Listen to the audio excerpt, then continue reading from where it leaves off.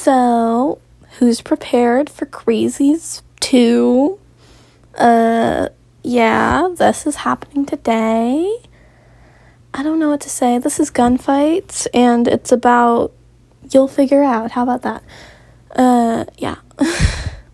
March 22nd, 1991. What do you mean, Seth? Bridget whisper shouted. I mean, I'm not going to sell to you anymore. Seth Slippery, Bridget's drug dealer, stated.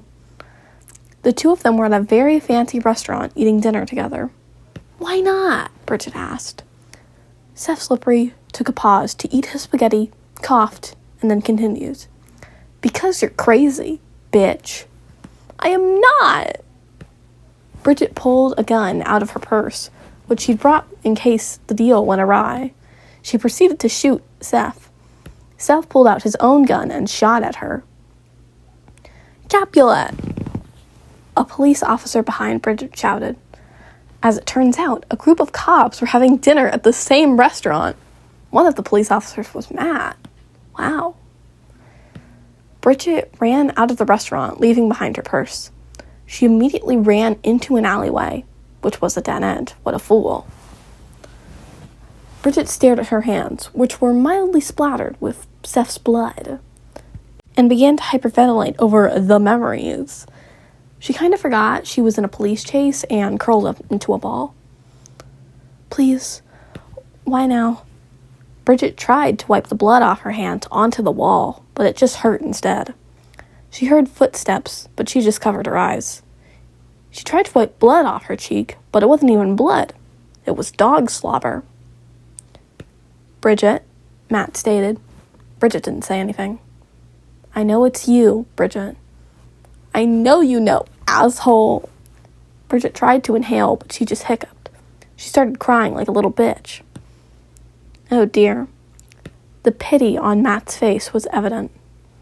How would you like to come down to the station with me?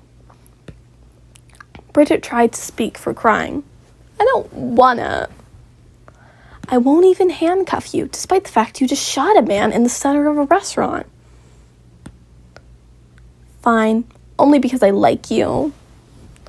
Bridget stood up, shakily, and took Matt's hand. Matt led her out to the police car. Time skip, woot woot. Yeah. Greetings, Bridget. Matt entered the interrogation room with Rex. Will you let me call Amir now? Bridget asked. Not quite.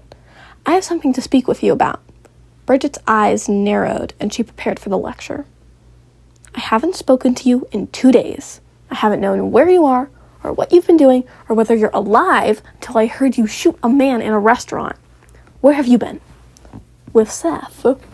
You spent the weekend with your drug dealer who you shot. Yeah, and then he decided I was crazy, That's not important today, Bridget. I thought you were going to get better. I tried, but it didn't work. I could have helped you. Maybe I didn't want your help. How could you just leave us? Do you think I owe you something? As your family, yes. Well, I don't. I'm an adult. I do what I want. Don't you think, at least as your conservator, I should know whether you're alive? You weren't supposed to think I was alive. Matt went silent. What? When I was with Seth, I was going to go on a final bender and then I would overdose on crack. So you were going to kill yourself? Of course I was. Is it really so much of a stretch that the person who does drugs and goes to bi-weekly therapy wants to kill herself? Matt took a deep breath. We'll talk about it when we get home. I have something else to speak to you about. What is it? You're very disappointed in me? No. I'd like you to help me on a case. You've got to be kidding me. No, I'm actually not.